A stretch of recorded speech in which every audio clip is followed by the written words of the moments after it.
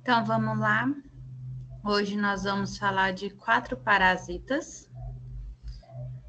O primeiro é sobre ascaridíase. Ascaridíase, né? Ou ascaridiose, pode vir na literatura de qualquer uma dessas formas. Ela é uma infecção parasitária causada pelo Ascaris lumbricoides, que ele é um dos maiores vermes, né? Um dos maiores nematódios que afeta o intestino humano, né?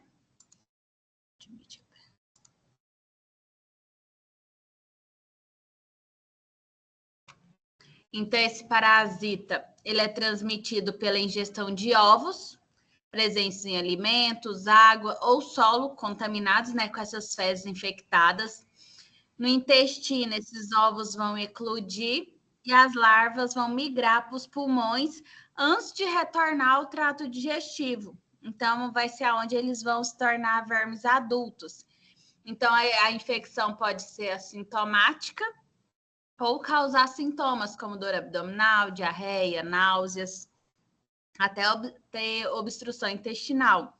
Então, o diagnóstico ele é feito pelo parasitológico de fezes, tratamentos antiparasitários, né? Albendazol, mebendazol, mas vocês vão ver isso aí no decorrer da nossa aula também.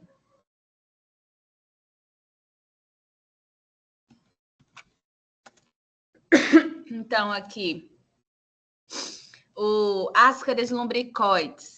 Então, o nome popular dele, lombriga. Então, ele é um euminto nematóide da família Ascarididae e ele é considerado o maior parasita humano. Então, ele pode chegar de 15 a 35 centímetros. Ele é especialmente comum em regiões com saneamento básico inadequado e onde tem hábitos de higiene precários. Então, esses vermes preferem se localizar no intestino delgado, especificamente no duodeno e no jejunum, onde vão causar infecção conhecida como ascaridíase. Então, que pode variar desde uma infecção assintomática até a pessoa ter aí sintomas mais graves. Então, morfologicamente, os ascaris são vermes longos, cilíndricos, com as extremidades afiladas. Então, principalmente na porção anterior deles, a principal diferença entre os sexos, ela é observada na extremidade posterior, enquanto a fêmea apresenta uma extremidade quase reta, o macho vai possuir uma parte posterior levemente enrolada. Então, vai formar tipo uma espécie de espiral, que é a característica típica dos machos para facilitar a cópula. Então, o ciclo de vida desses parasitas envolve a migração larval pelo organismo. Após a ingestão dos ovos infectantes, as larvas vão eclodir no intestino e migrar através da circulação para os pulmões, de onde retorna para o trato gastrointestinal. Só admitir aqui os alunos.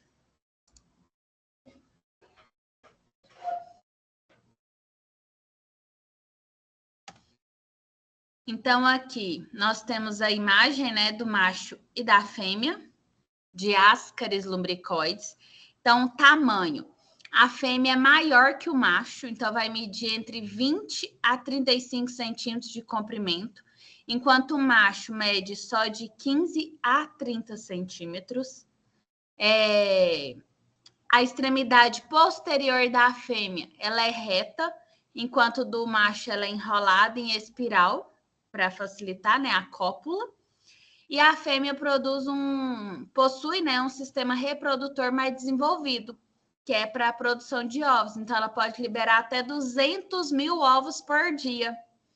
Enquanto o macho, né, ele possui espículos copulatórios, que é o que vai auxiliar na transferência de espermatozoide durante a fase de reprodução, né?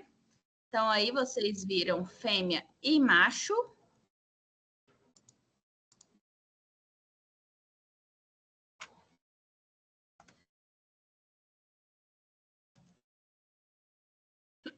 Então, só relembrando, a fêmea é maior, mais longa que o macho. A fêmea tem de 20 a 35 centímetros, o macho entre 15 e 30 centímetros. A característica mais evidente para diferenciar um do outro é a extremidade posterior. Na fêmea, ela é reta e no macho tem essa curvatura, ela é enrolada em forma de espiral. Para quê? Para auxiliar o macho a fixar ali na hora da cópula. E a fêmea também, né, possui, né, uma grande quantidade de ovos, que pode liberar até 200 mil ovos em um único dia, e o macho possui espículos copulatórios para ajudar a fêmea durante a cópula. Então aí conseguem ver, né? Fêmea, macho nessa primeira, fêmea, macho. Os ovos, nos ascaris lumbricoides, nós temos 3 tipos de ovos. Ovo fértil, ovo infértil e o larvado. Tá vendo que dá para ver a larvinha dentro dele? Então, no ovo fértil, a gente tem apenas essa membrana mamilonada, que ela vai ficando dessa formazinha. Vai ficando tipo ondinhas em volta dela. No ovo infértil, além dessa membrana, a gente tem esse citoplasma todo granuloso. E no larvado tem a larvinha, né? Dentro dele. Então, o ovo fértil, ele é produto, né, da fecundação entre o macho e a fêmea. E ele apresenta uma casca mais espessa, mais resistente, composta ali por várias camadas, que protege o embrião contra condições ambientais aí.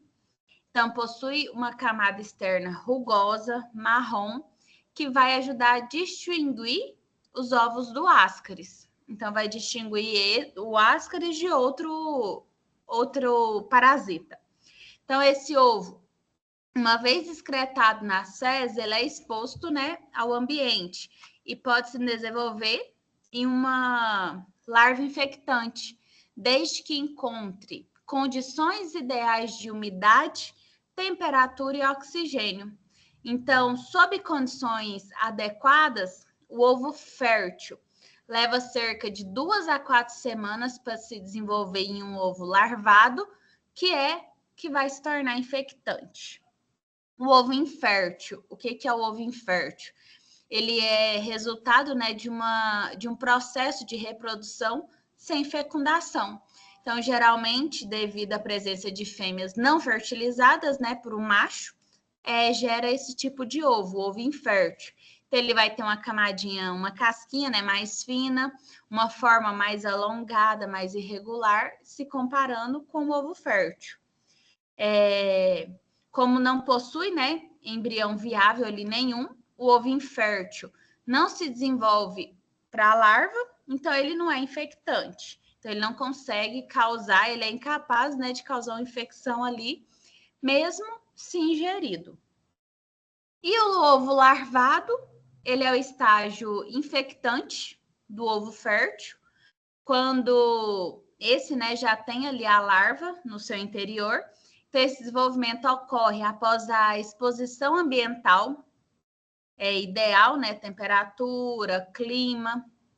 Então, especialmente em locais com umidade, oxigênio, temperaturas favoráveis. Então, uma vez que a larva se forma ali no interior do ovo, então esse vai ser bem resistente e vai ser capaz de sobreviver aí por longos períodos até ser ingerido por um hospedeiro humano.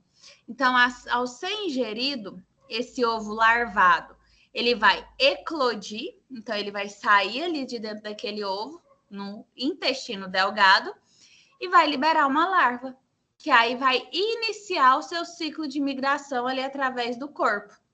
antes de retornar ali para o intestino, né? Para se desenvolver em verme adulto. Ok? Olha aí, ó. Ovo fértil, redondinho. Ovo infértil, mais achatadinho. E o larvado não tem como errar. Então, aí, só para mostrar para vocês, né? Que o Ascaris lumbricoides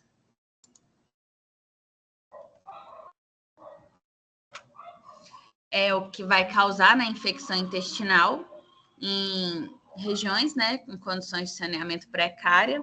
Então, para prevenir, a gente precisa fazer a lavagem adequada, né, dos alimentos, especialmente vegetais crus. Então, é essencial para prevenir essa infecção, né? Então, a gente recomenda lavar frutas, legumes, verduras com água corrente, deixar de molho uma solução de água com hipoclorito de sódio ou vinagre, então, que vai ajudar a eliminar esses ovos.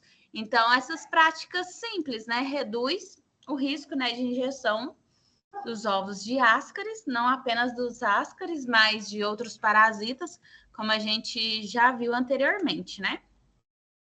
E chega ao parte do seu ciclo biológico. Então, o ciclo biológico do Ascaris, ele faz esses passos: seco, fígado, coração, pulmão, laringe, faringe, esôfago e volta para o intestino delgado. Então, como que é feito?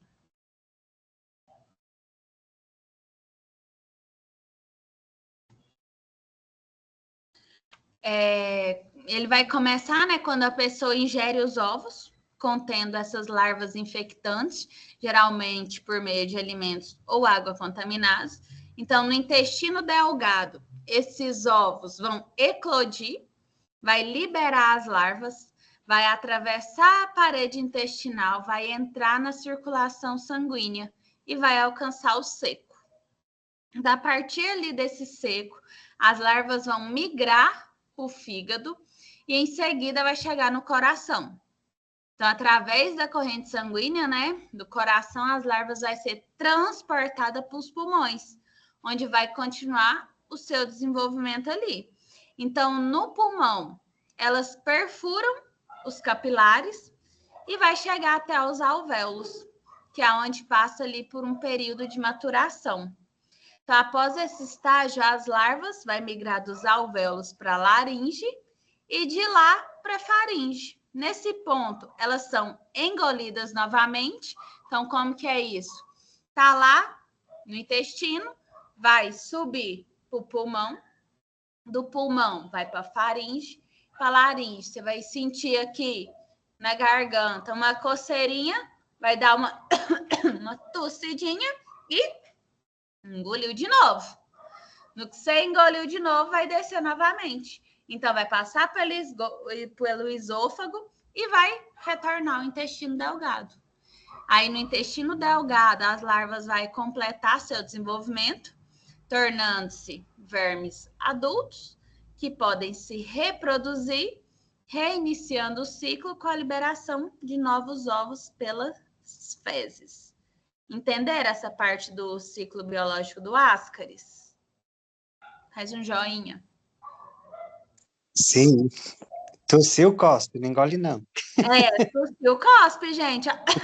Engoliu, já era. Vai para o intestino e vai causar problema aí.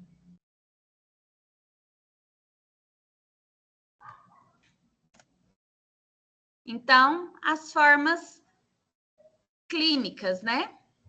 Então, ela pode se manifestar de forma assintomática ou apresentar sinais clínicos aí variados.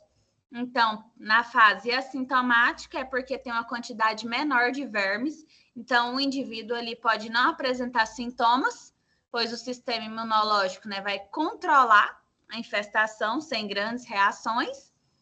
Temos os sinais clínicos intestinais, que quando presentes, esses sintomas intestinais vai incluir cólica, dor abdominal, diarreia, náuseas, anorexia, que são comuns, né, devido à irritação do trato gastrointestinal. Também pode ocorrer insônia, bruxismo, que é essa parte do ranger, né, dos dentes, que é o que vai indicar um desconforto. Então, em infestações mais intensas, há risco de complicações, como obstrução intestinal, devido ao acúmulo, né, ali de vermes. Então, pode até chegar ali numa hemorragia. Com sinais clínicos pulmonares. Então, durante essa fase de migração larval nos pulmões, pode surgir sintomas respiratórios, como pneumonite, que é a inflamação dos pulmões, prurido, aquela coceirinha no nariz, expectoração com sangue.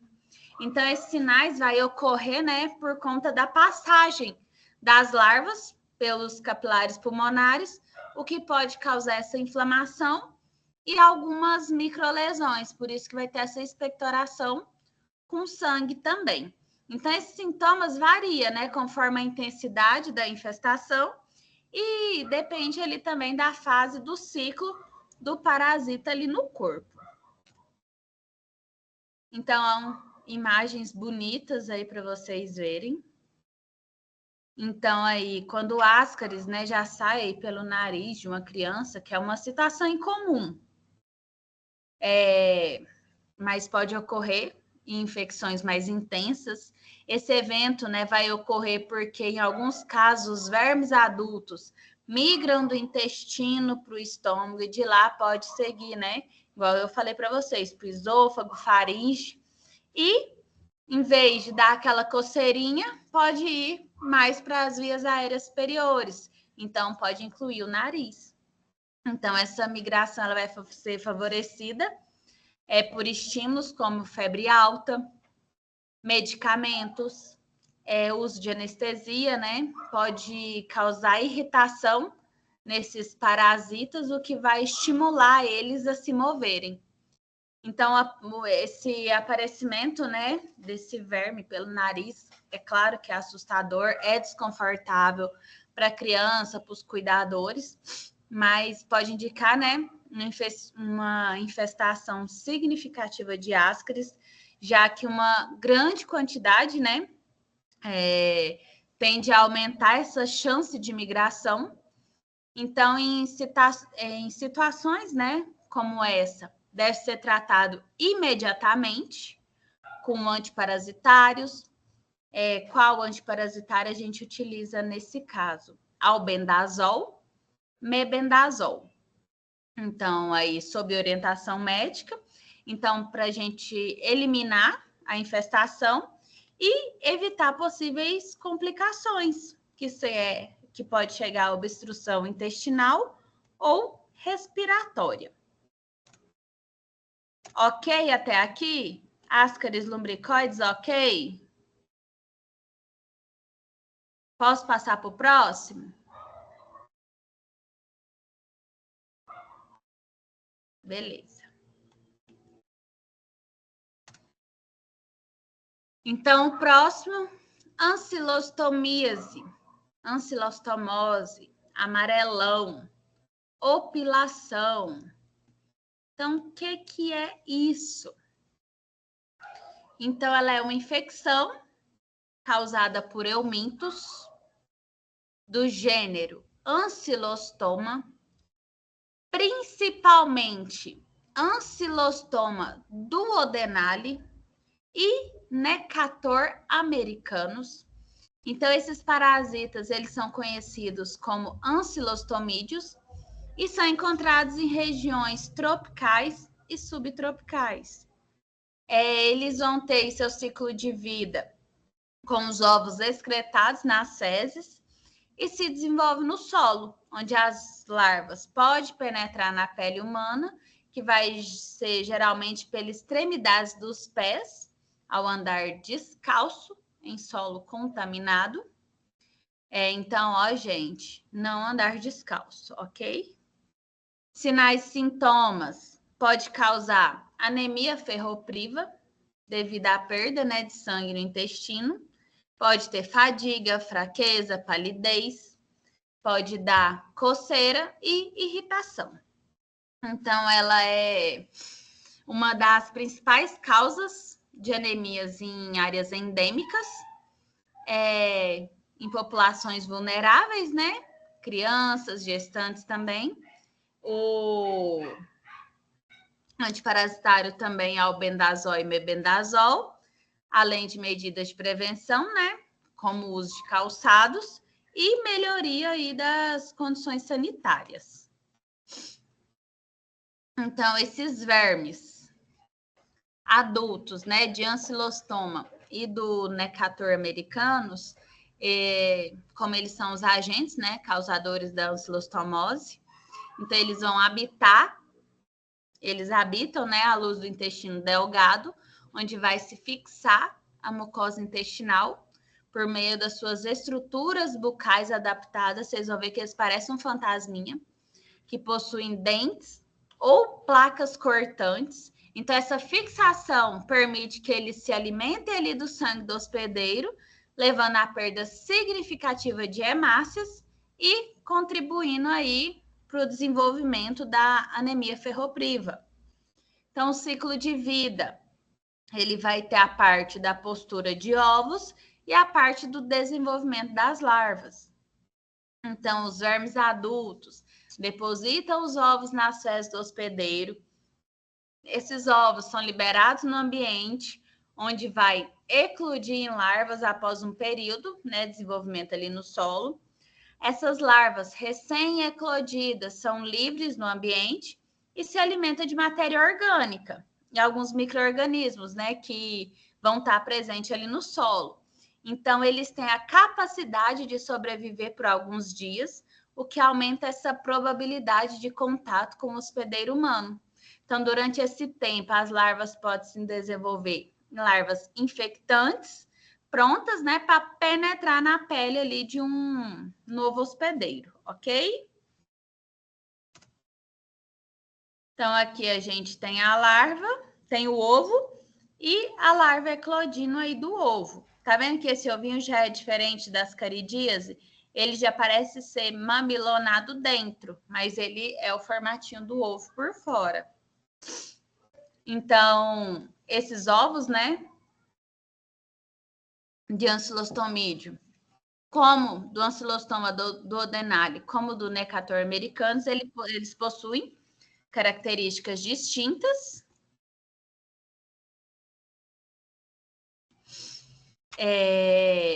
Que vai ajudar, né, na identificação do parasita e no entendimento aí do seu ciclo. Então, o ovo, eles são geralmente ovalados, com uma casca fina e levemente transparente. Então, vai medir cerca de 60 a 75 micrômetros de comprimento e até 40 micrômetros de largura. E na maioria das vezes, os ovos não são embrionados quando expelidos nas fezes do hospedeiro, mas pode apresentar em diferentes estágios aí de desenvolvimento. E os ovos, né, vão eclodir em condições ambientais adequadas, como temperatura amena, umidade suficiente, geralmente dentro de alguns dias após serem excretados nas fezes. Então, esse processo de eclosão ele vai ser desencadeado por fatores ambientais e nutricionais também, como a presença de matéria orgânica ali naquele solo, que vai fornecer nutrientes para as larvas que estão em desenvolvimento ali. Então, após essa eclosão, os ovos vão liberar larvas. Essas larvas vão ser chamadas de L1, que são filamentosas e apresentam um corpo alongado. Essas larvas podem passar por duas mudas. O que é isso? Ela pode se transformar em L2 e, finalmente, elas vão ser infectantes, que elas vão passar para a parte L3, que ela vai estar pronta para penetrar na pele ali do hospedeiro. Então, quando elas são após a eclosão ali, a larva vai ser L1. Então, depois disso, depois de um tempinho ali, ela já vai se tornar L2. E após disso, mais uma muda, se tornando L3, tornando ela infectante. Durante a sua vida livre ali no solo, ela vai se alimentar de matéria orgânica e de micro-organismos, que vai facilitar o seu crescimento. Então, essas larvas L3 são a forma infectante que pode invadir a pele humana, completando o ciclo de vida ali desse hospedeiro, ok? Mas a gente ainda vai falar. Então, na morfologia, né? Os vermes adultos têm um corpo cilíndrico, esbranquiçado, com um comprimento ali de mais ou menos 1 centímetro. Então, essa forma vai facilitar a sua locomoção ali no intestino delgado do hospedeiro. Ele vai ter uma cápsula bucal. Vai ficar parecendo um fantasminha com a boca aberta. Então, essa cápsula bucal deles é uma estrutura importante que vai se assemelhar a uma expansão globular ali na extremidade anterior desse corpo. Então, essa adaptação morfológica, ela é fundamental, né, para a fixação desse euminto na mucosa intestinal ali do hospedeiro, porque ele com essa boquinha ele vai grudar ali no intestino. Então, dentro da cápsula bucal, as paredes são espessas, possui estruturas cuticulares que vai desempenhar um papel ali da adesão do parasita ao tecido, né, intestinal. O ancilostoma duodenale. A cápsula bucal vai apresentar 3 pares de pontiagudos, estruturas, né, pontiagudas que vai lembrar dente. Vai ser conhecida como dentes bucais, que vai ajudar a rasgar a mucosa intestinal ali e vai provocar sangramentos, né? Que é o que vai contribuir para a nutrição desse parasita. Enquanto o Necator americanus, ele possui lâminas cortantes na cápsula bucal, que tem a mesma função de fixação e alimentação. Então, essas lâminas vai permitir que o hospedeiro se ancore ali, né? Firmemente ali na mucosa e vai se alimentar ali do sangue do hospedeiro. Olha aí os bonitos. Então, o ancilostoma duodenale é os que tem os dentinhos e o Necator americanus é o que tem só essa lâminazinha do lado. Esses aí não dá para esquecer, né? Então, ancilostoma duodenale apresenta um corpo cilíndrico, esbranquiçado, mede 1 centímetro.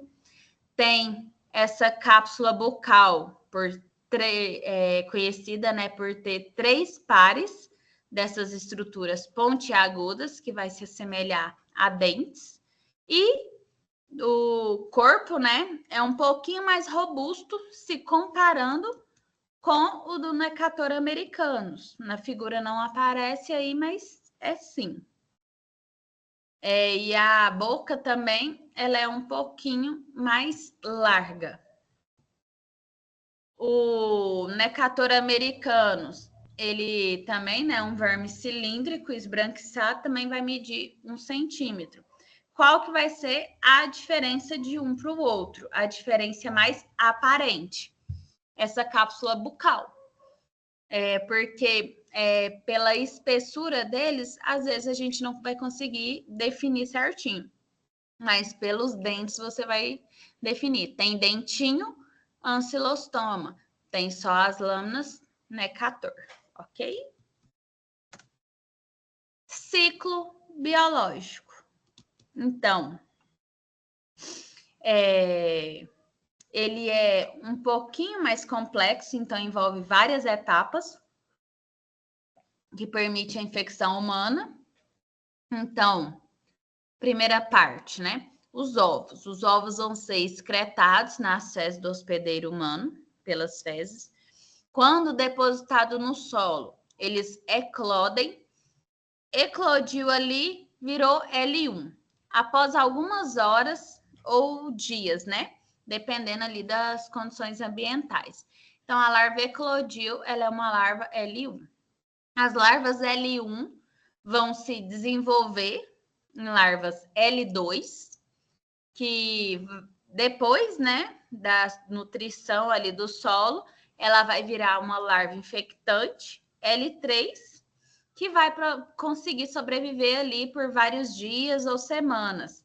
Então, essas larvas L3 são infectantes e vão estar prontas para penetrar na pele de um novo hospedeiro. Então, após a penetração da pele, as larvas vão migrar pela corrente sanguínea até o coração, depois para os pulmões, onde pode causar sintomas pulmonares. Então, em seguida, as larvas sobem pela traqueia, são engolidas e chegam ao intestino delgado, então, onde torna vermes adultos, vai se fixar na mucosa, alimentando do sangue.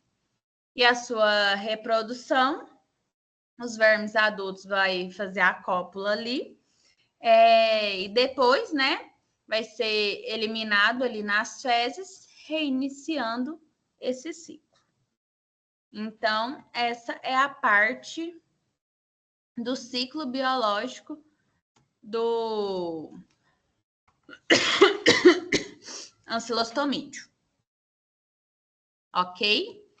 Para quebrar esse ciclo, o que a gente precisa? Melhorar condições sanitárias, fazer uso de calçados, né? Nessas regiões mais precárias, fazer uso de calçados, evitar, né? Para prevenir, evitar a penetração dessas larvas. Implementar, né, programas de saúde e educação para conscientizar a população sobre esses modos de transmissão, a importância da higiene. Realizar também campanhas de tratamento, né, com os antiparasitários e também promover esse monitoramento das áreas de risco e de implementação de medidas de controle dessas regiões, né, essas populações mais afetadas. Então, aqui a gente tem novamente o ciclo biológico. As formas clínicas. Então, pode ser causada assintomática e vai depender da carga parasitária e do estado, o sistema, né, imunológico do indivíduo. Então, em muitos casos, ela pode ser assintomática, quando a pessoa tem o sistema imunológico saudável, então, ou quando, né, tiver poucos vermes ali. Então, o corpo mesmo consegue lidar ali com essas presenças. A gente pode ter sintomas gastrointestinais, que é essa coceira na pele, que vai ocorrer devido à penetração, né, das larvas na pele. Diminuição do apetite, indigestão, por conta, pode causar, né, esse desconforto, levando nessa redução de apetite. Pode ter cólicas, náuseas, vômitos, pode apresentar essa dor abdominal por conta, né, da irritação intestinal ali. Flatulências, diarreia sanguinolenta, constipação. Então, tudo vai ser resultado aí dessa lesão, dessa mucosa intestinal ou de alguma obstrução. Pode ter anemia ferropriva, que é a alimentação, né, do parasita com sangue, o sangue do hospedeiro ali, então pode resultar em uma anemia ferropriva, vai causar cansaço, indisposição, e também pode ter sintomas pulmonares, pode causar uma inflamação ali dos pulmões e ter algum tipo de hemorragia. Fatores de risco. Então, foi o que a gente falou, né? Condições socioeconômicas baixas, essa falta de acesso, né, a saneamento básico aumenta a exposição ao solo contaminado com ovos e larvas, higiene pessoal inadequada, ambiente de trabalho, trabalhadores agrícolas aí que vivem em áreas rurais têm maior risco de exposição a um solo contaminado, ausência de saneamento, né? Regiões sem infraestrutura sanitária tão adequada, né? Vai permitir a contaminação do solo e a própria propagação desses parasitas. Então, a gente tem aí prevenção. Então, a gente já falou, melhoria das condições de saneamento, educação em saúde, uso de calçados e fazer o tratamento aí se houver a infecção. Tratamento antiparasitários, pode ser albendazol em dose única ou um ciclo aí de 3 dias. Mebendazol também pode ser usado em dose únicas ou um ciclo de 3 dias. A gente precisa, nessa patologia, uma suplementação de ferro para casos de anemia ferropriva. Então, essa suplementação de ferro, ela é recomendada para corrigir a deficiência e melhorar a saúde do paciente, essa deficiência de ferro, essas hemácias que ele vai consumir. E fazer monitoramento e acompanhamento aí dessas pessoas, né, para evitar reinfecções. Ok, nessa parte aqui também.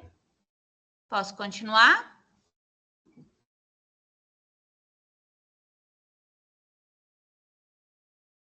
Falta só mais 2. Então, estrologiloidíase ou estrologiloidose. O que é isso? Vamos voltar aqui. O que é isso, né? Verme também. Então, ela é uma infecção causada pelo, eu minto, Strongyloides stercoralis. É um nematóide que pode infectar humanos. Então, é considerado uma das importantes infecções parasitárias em áreas tropicais e subtropicais. Morfologia. Strongyloides stercoralis é um pequeno verme. Machos mede 1 milímetro, fêmea de 2 a 3 milímetros. As fêmeas que vai colocar os ovinhos pode viver tanto em ambiente externo quanto no intestino humano. O ciclo de vida pode ser direto, com a liberação dos ovos nas fezes, ou indireto, com a forma larval, né? Podendo penetrar a pele do hospedeiro. Esse ciclo, né, chama autoinfecção. Então, permitir essa reinfecção do hospedeiro sem necessidade de uma nova exposição ao ambiente. Pode ser assintomática. Muitas dessas infecções são assintomáticas, mas pode também levar a complicações quando a gente fala, né, de indivíduos imunocomprometidos. Mas também pode ser sintomática. Pode ter dor abdominal, diarreia, náuseas, vômitos, pneumonia e síndrome de hiperinfecção. Fatores de risco: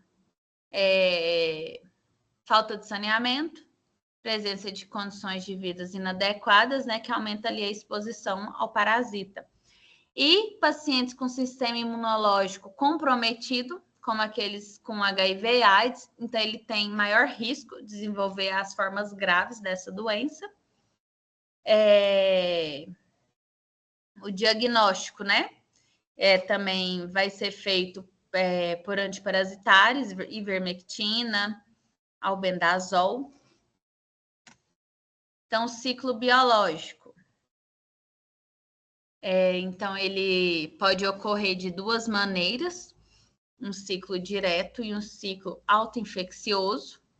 Então, vai ter a penetração na pele, né? As larvas filarioides, que são as larvas infectantes, vai penetrar na pele humana. Frequentemente, né? Vai ser nas regiões dos pés e das pernas. Então, após essa penetração, as larvas entram na corrente sanguínea e são transportadas para o coração, para o pulmão. No pulmão, as larvas vão causar esses sintomas respiratórios. Então, elas vão subir, né, pelas vias respiratórias até a laringe. Lá na laringe, né? Vai passar para a faringe, para o esôfago, onde as larvas vão ser engolidas e vai chegar ao intestino delgado. No intestino delgado, as larvas vão se transformar em vermes adultos, onde as fêmeas se tornam ovíparas e elas podem produzir os ovos ou larvas diretamente. Então, os ovos são liberados nas fezes, onde eles vão eclodir. Então, eles vão virar larvas rabditoides, que não são infectantes e que vivem ali no solo. Então, isso no ciclo biológico. No ciclo direto, essas larvas rabditoides, elas vão poder se desenvolver em larvas filarioides ou se reproduzir assexuadamente lá no solo, continuando esse ciclo. Ou pode ter esse ciclo autoinfeccioso. Essas larvas rabditoides podem retornar ao organismo pela pele mesmo ou pelo intestino, que vai fazer essa reinfecção. Então, esse ciclo de vida do Strongyloides stercoralis, ele é bem notável, né, pela capacidade de autoinfecção, o que pode levar a infecções bastante persistentes e ter algumas complicações, principalmente em indivíduos imunocomprometidos. Então, saber, né, desse ciclo vai ajudar a fazer esse controle e essa prevenção da estrongiloidíase, ok? Vamos ver como que é a larvinha? Então, aqui tem larva rabditoide, larva filarioide.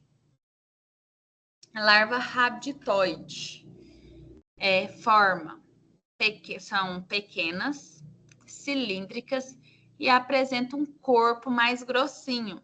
Então, elas são o estágio larval, não infectante, que eclode dos ovos no ambiente. Então, essas larvas vão viver no solo, alimentando-se de matéria orgânica e de micro-organismos, não são infectantes para os humanos e precisa se desenvolver em larvas filarioides antes de causar infecção. Então, ela vai apresentar uma cauda mais longa e um esôfago com duas partes. O que vai ser possível aí é a visualização no microscópio. Tá vendo essa parte de dentro? Que é o que eu sempre falo, que ela sempre vai ter alguma coisa dentro. Ela nunca vai ser sem nada. Sem nada não é nada ali pra gente. E a larva filarioide. Então, elas são mais longas e mais finas. A caudinha dela é mais afilada. Então, ela é infectante. Ela vai se desenvolver a partir das larvas rabditoides. Então, em temperaturas adequadas, em uma umidade.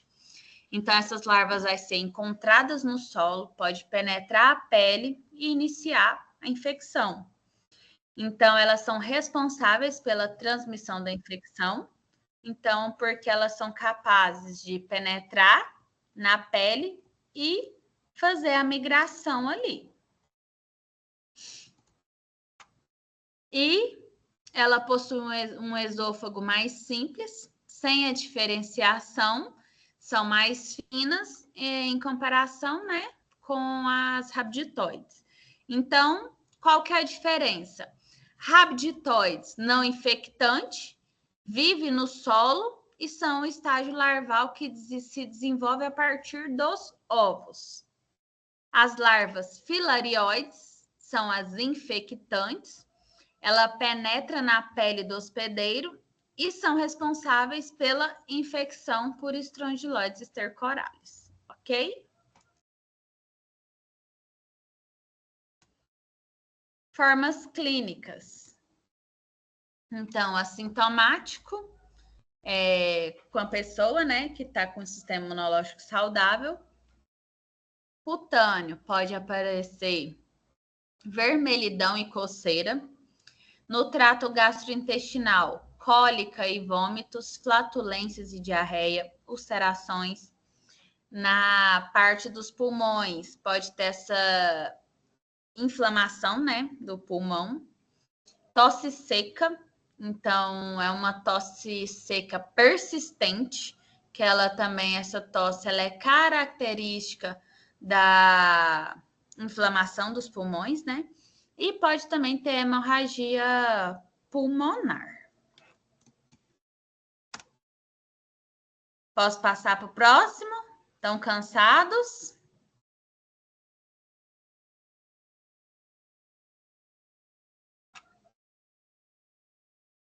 Vou passar. É o último, tá? Você quer muita informação, mas depois vocês assistem aí novamente. Bem rapidinho. Imenolepíase. Então, iminolepis. Parece um carrapatinho. Então, ela também é uma infecção intestinal, só que ele já é causado por um cestoide do gênero Iminolepis, sendo a espécie mais comum Iminolepis nana e Iminolepis diminuta. Então, essa infecção ela é considerada uma das mais comuns em humanos, e especialmente em crianças, e ela é frequentemente associada a condições de higiene inadequada. Então, essa contaminação também vai ser pela ingestão de ovos parasita, que pode ser encontrada em água, alimentos contaminados, e também pode ter a autoinfecção, onde os ovos presentes, né, nas fezes do indivíduo infectado vai eclodir ali no intestino. Então, nós temos Iminolepis nana. Olha como que é o ovinho dele. A Iminolepis nana, ela é conhecida como Taenia anã. Ela é um parasita intestinal que é da família Imenoleptidae. Ela é o mais comum entre os cestoides, que vai infectar os humanos, e tem a sua prevalência ali em crianças. Então, os ovos, então, eles são pequenos, tem uma casca fina, mais clarinha, translúcida, e apresenta 2 ganchos, que são esses filamentos em cada polo, aqui dentro, ó.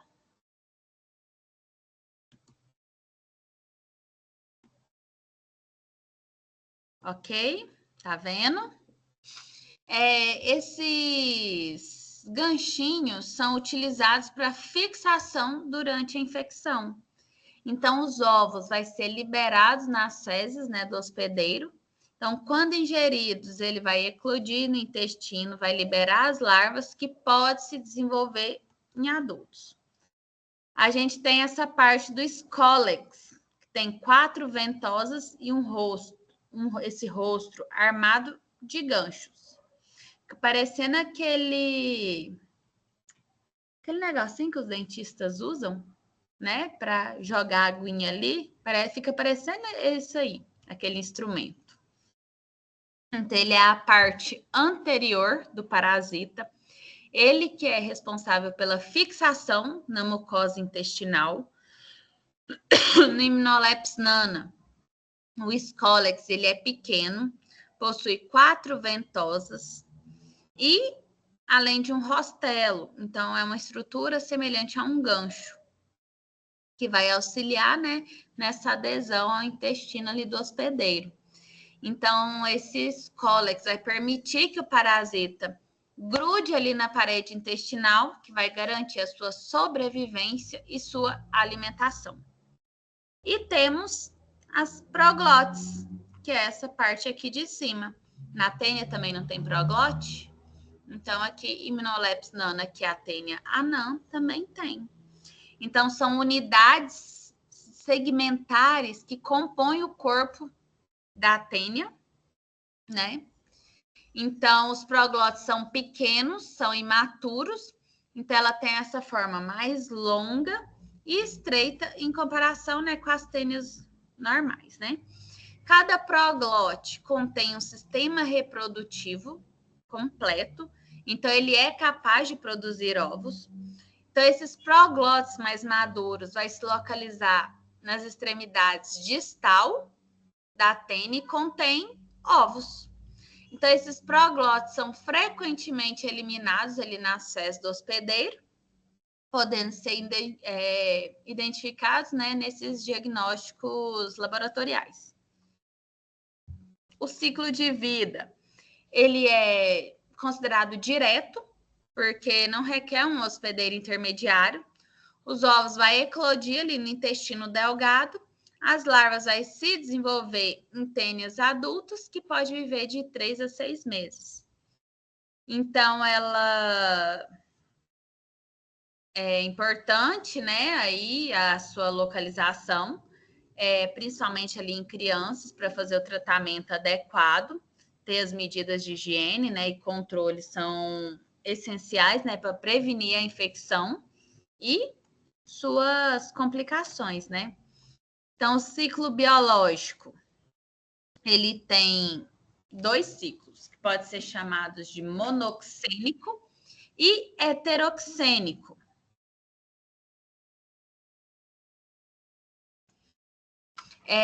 No ciclo monoxênico, o parasita completa seu ciclo de vida em um único hospedeiro, que pode ser humano ou roedores.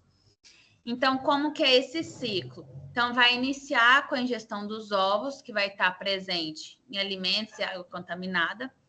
Esses ovos vai eclodir no intestino delgado do hospedeiro, que vai liberar as larvas. As larvas vai penetrar ali nas vilosidades intestinais, onde se vai desenvolver em tênias adultas. Então, esse processo pode ser em mais ou menos 5 a 6 semanas.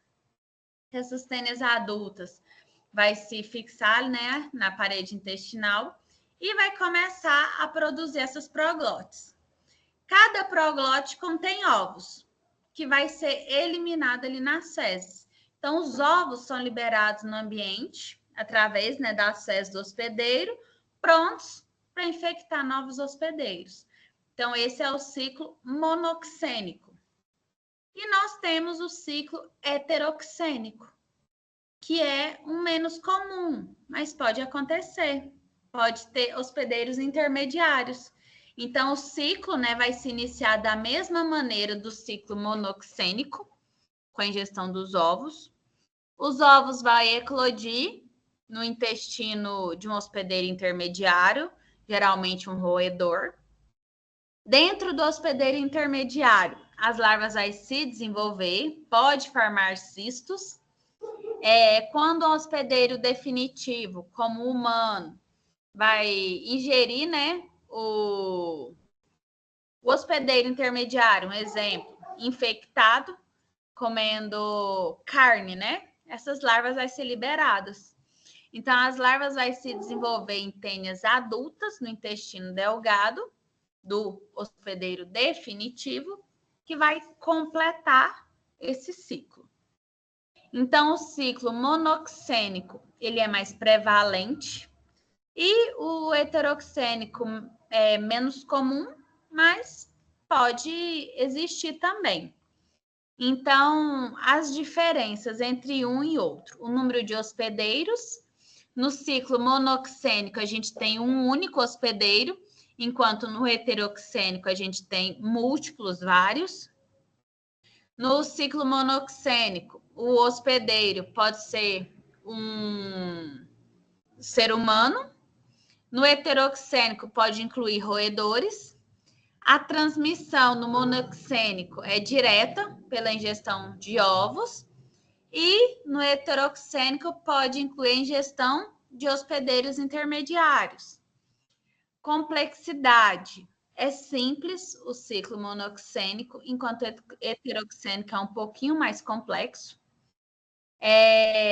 O desenvolvimento, né, no monoxênico é no intestino do hospedeiro definitivo, e no heteroxênico pode ocorrer em vários hospedeiros intermediários aí.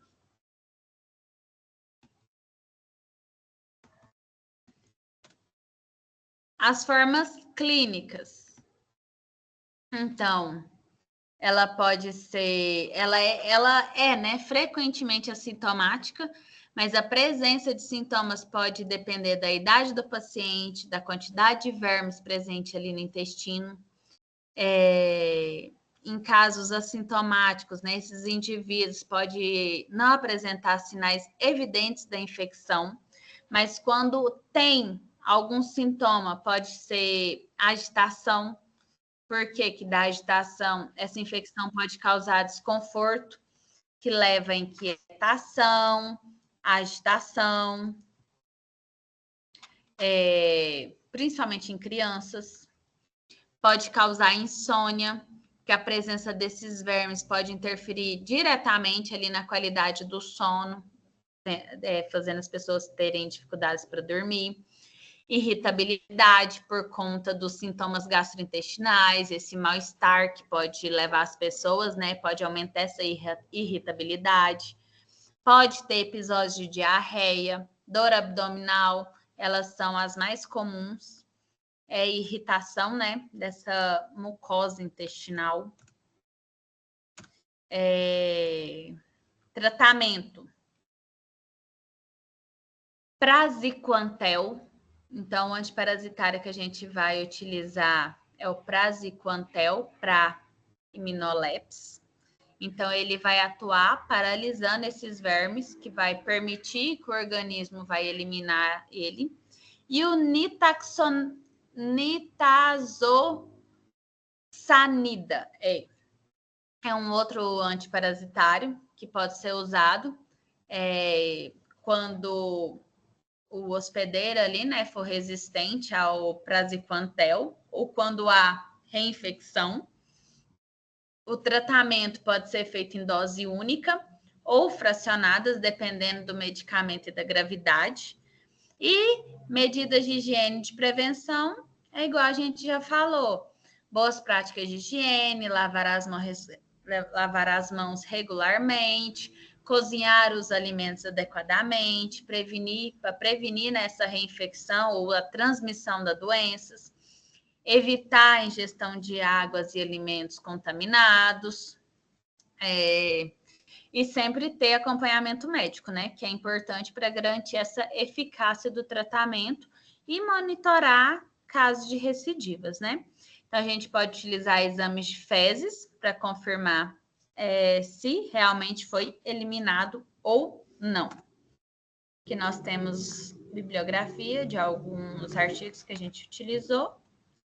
E é isso. Dúvidas? Gostaram? Gostei, professora. Que bom, Muito gente. bom.